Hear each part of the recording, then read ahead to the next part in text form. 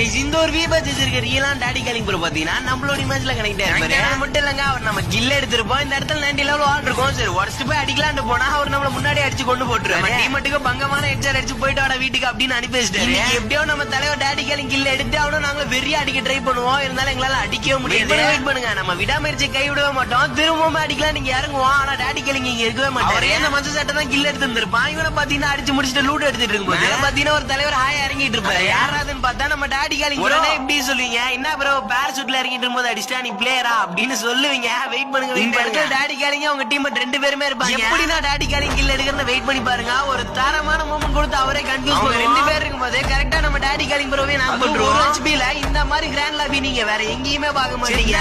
பரவாயில்ல, ஒரு கில் எடுத்துட்டு தான் சவம். இதுக்காக ஒரு லைக் போட்டு பார்க்கலாம். லாஸ்ட் ஒன்லாம் பாத்தீங்கன்னா ஒரு சோனே இருக்காது, பயங்கர டஃபா இருக்கும். கடைசியா இருக்கும் அடிச்சு போய் அடிச்சாச்சு.